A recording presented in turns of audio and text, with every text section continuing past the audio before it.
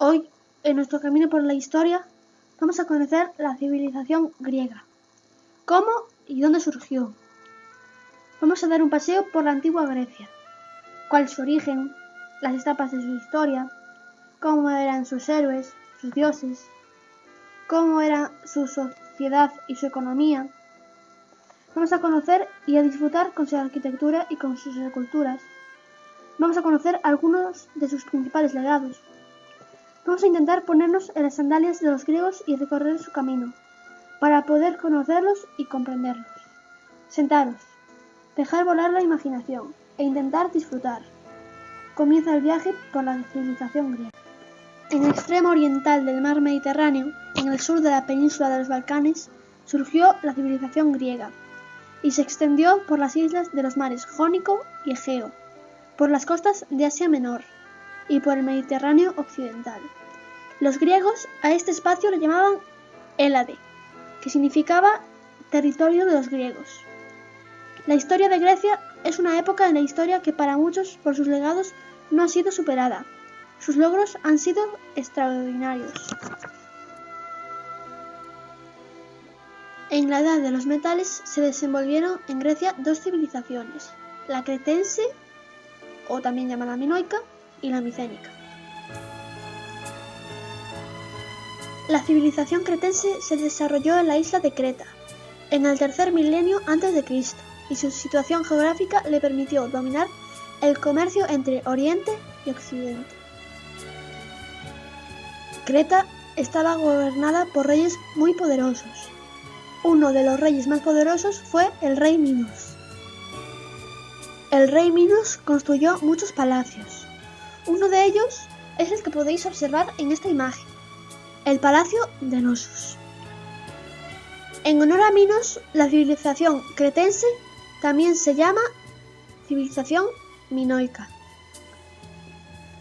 Sobre el año 1600 a.C., cuando los aqueos se instalaron en los Balcanes, nació la civilización micénica. Este nombre le viene dado por una de las muchas ciudades que construyeron, Micenas. En esta imagen podéis ver la ciudad de Micenas, que estaba rodeada por una imponente muralla. Se accedía a la ciudad de Micenas a través de la Puerta de los Leones. Se llamaba así por un relieve que la adornaba. La finalidad de este adorno era defender de forma mágica a los habitantes de la ciudad. En esta imagen podéis ver el relieve de la Puerta de los Leones. Según describió el poeta Homero en la Ilíada, durante la época de la civilización micénica se desarrolló la mítica guerra de Troya.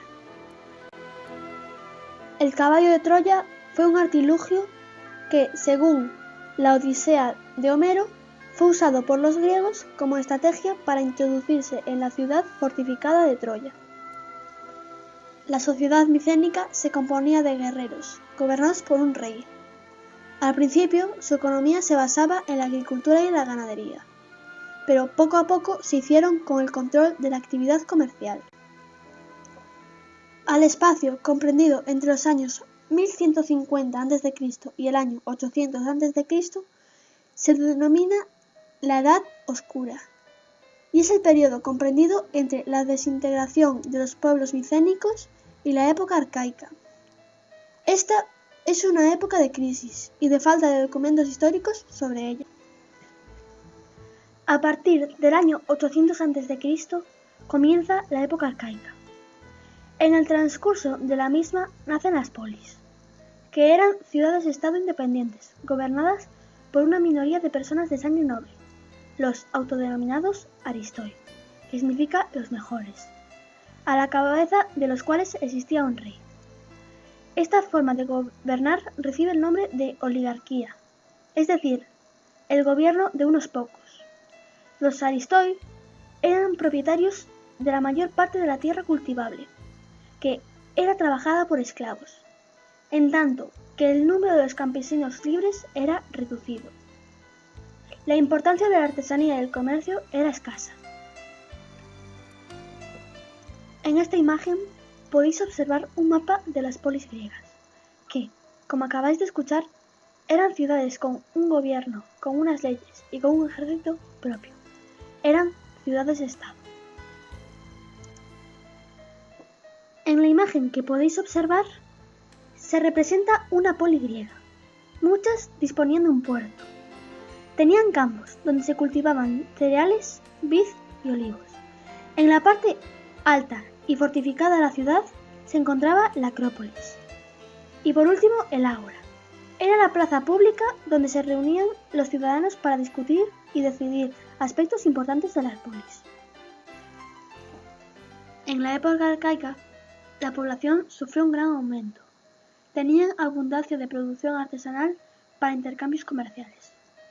Necesitaban metales y materias primas para abastecer a la ciudad. Las tierras se les hacían escasas. Producían mucha cantidad de vino y aceite. Y desarrollaron técnicas de navegación con nuevos tipos de naves. Estas causas hicieron que muchos griegos emigrasen y formasen colonias.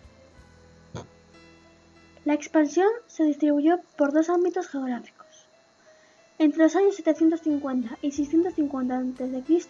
fueron por el oeste y se asentaron en las islas y costas del mar Jónico, en el sur de Italia, en el sur de Francia y en el norte de África. Entre los años 650 y 550 a.C., los griegos se expandieron por el este y fundaron colonias alrededor del Mar Negro y la costa oriental del Mediterráneo. La colonización expandió la cultura griega más allá de sus fronteras originales, poniéndola en contacto con otros pueblos, como los egipcios, fenicios y etruscos. Durante el siglo V a.C. y la primera mitad del siglo IV a.C. se desenvolvió la época clásica de Grecia. Este periodo se caracterizó por la superioridad de las polis de Atenas y Esparta y por la sucesión de Atenas constituyó el mejor ejemplo de polis con gobierno democrático y puede ser considerada cuna de la democracia actual. No todos los atenienses tenían derechos políticos. Tan solo los ciudadanos podían participar en las decisiones. Los extranjeros, las mujeres y por supuesto los esclavos carecían de ellos. El gobierno de Atenas se realizaba a través de las siguientes instituciones: la asamblea o eclesia, el consejo o bule, los magistrados y los tribunales de justicia. La asamblea o eclesia estaba integrada por todos los ciudadanos varones de más de 20 años. El consejo o bule estaba compuesto por 500 miembros de más de 30 años, elegidos anualmente mediante sorteo. Este órgano era el encargado de administrar las polis. Los magistrados, que eran los funcionarios que ejecutaban las decisiones de la asamblea. Entre los magistrados destacaban 10 estrategas que dirigían el ejército y la armada, y 9 arcontes que presidían los tribunales y se encargaban de los ritos religiosos. Otros magistrados se ocupaban de la policía, de los mercados, etc. Los tribunales de justicia eran elegidos por sorteo entre los ciudadanos, y cada uno se especializaba en una materia. El sistema de gobierno de Esparta era la oligarquía. El sistema de gobierno se basaba en las siguientes instituciones: 2 reyes que ejercían el poder militar y religioso, la serusía o consejo de ancianos, formado por los ancianos de las familias más poderosas. Proponían y elaboraban las leyes y podían juzgar a los reyes. Los éforos eran 5 magistrados, con poderes para ejecutar las decisiones de la serusía. La asamblea o apela, formada por los hombres libres mayores de 30 años, elegían a los éforos y a los miembros de la serusía. Durante el siglo V a.C. se produjeron 2 guerras, las guerras médicas y las guerras de Peloponeso. Las guerras médicas enfrentaron a griegos y persas. Tras varios años de lucha, los helenos consiguieron vencer. Atenas alcanzó su máximo apogeo político y económico, y Esparta quedó como rival. La primera guerra médica acabó en el año 490 a.C., cuando los soldados griegos, llamados hoplitas, vencieron a los persas en la batalla de Maratón. El rey persa Xerxes I inició la Segunda Guerra Médica.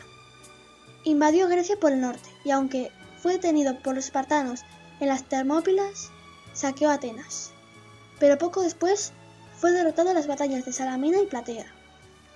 Con el fin de las guerras médicas, Atenas se convirtió en la potencia más importante de la Hélade. Las guerras de Peloponeso enfrentaron a Atenas y sus aliados contra Esparta y los suyos. Tras una larga contienda, los espartanos salieron vencedores, quedando muchas ciudades arruinadas o debilitadas, incluida la triunfante Esparta. Alejandro Magno era hijo de Filipo II de Macedonia. Desde pequeño fue preparado para gobernar y murió en el 323 a.C., cuando proyectaba la conquista de Arabia. La arquitectura griega antigua es la más conocida por sus templos, muchos de los cuales se encuentran en toda la región, sobre todo como ruinas, pero muchos intactos. El segundo tipo de construcción que se conserva en todo el mundo helénico es el teatro al aire libre.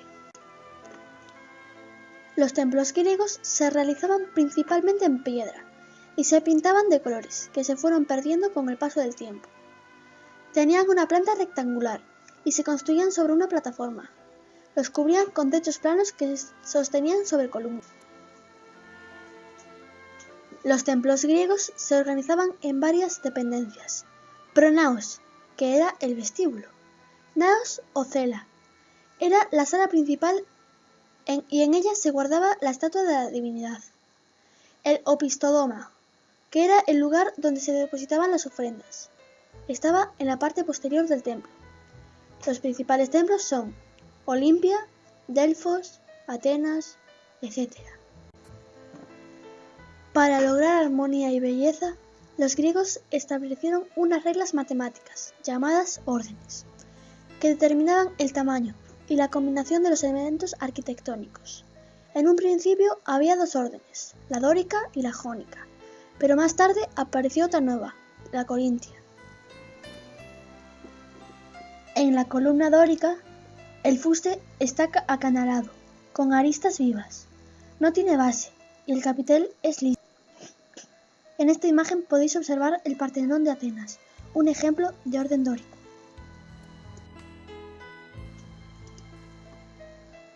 En la columna jónica, el fuste está acanalado, con aristas suaves. Se apoya en una base y el capitel está decorado con volutas.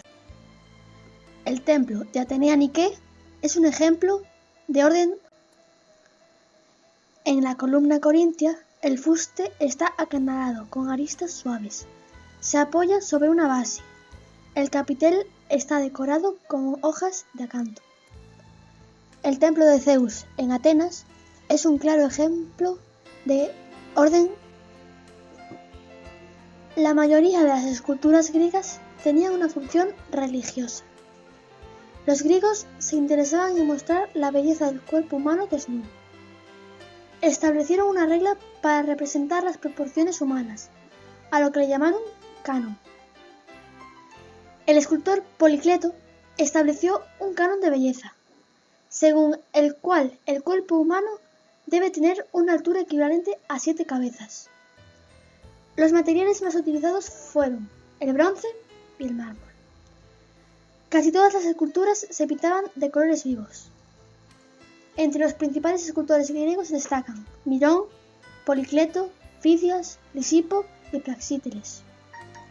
Si queremos identificar a qué periodo pertenecen las esculturas griegas, nos tenemos que fijar en el movimiento, la expresión y la composición. Las esculturas de la época arcaica carecen de movimiento, son rígidas y estáticas. Las esculturas en esta época son inexpresivas. Representan atletas desnudos, kuroi, y chicas vestidas. Las esculturas de la época clásica adquieren cierto movimiento. La expresión es serena y realista, y representan la belleza ideal del cuerpo. El Discobro de Mirón es un ejemplo de esculturas de la época clásica. Las esculturas de la época helenística están llenas de movimiento. La expresión del rostro es muy expresiva y muchas veces tiene actitudes atormentadas. Las composiciones son muy complejas. Las figuras se retocan. La escultura Laocoonte es un ejemplo de escultura de la época helenística. Como podéis observar, se refleja la angustia.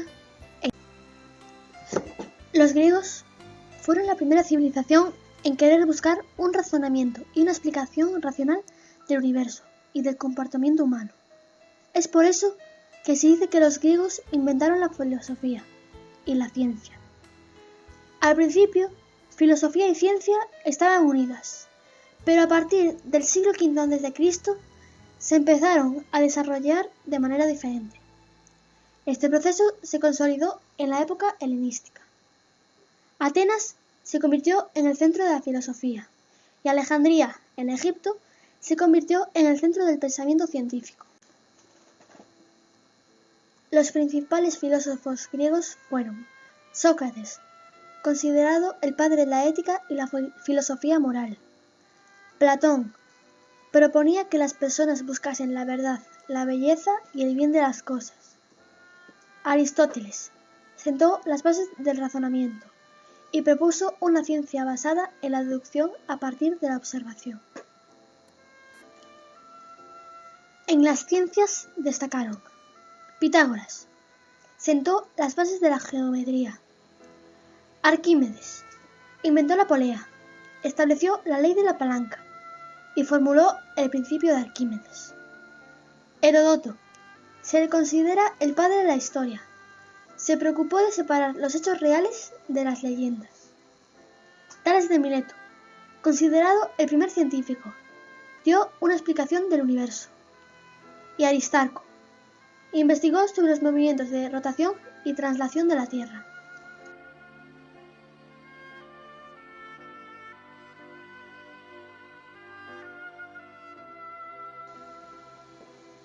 Los griegos desarrollaron los fundamentos de la poesía, de la tragedia y de la comedia. En la poesía destacaron Homero, autor de la Ilíada y de la Odisea. Píndaro ensalzó a los atletas vencedores de los Juegos Olímpicos. El teatro es una creación griega, y las primeras representaciones teatrales fueron tragedias en las que se representaban los momentos más dramáticos de la vida de un héroe. Destacan Esquilo, Sófocles y Eurípides. Más tarde apareció la comedia, que criticaba a la sociedad griega. Uno de los grandes autores de las comedias fue Aristófanes. Como habéis observado en este vídeo, la civilización griega ha dejado un importante legado en la ciencia, la democracia, la literatura, el arte, la filosofía, etc. Es la base de la actual cultura occidental. Muchas gracias por haberme escuchado y espero que os haya gustado. Os espero en mi próximo vídeo, la civilización romana.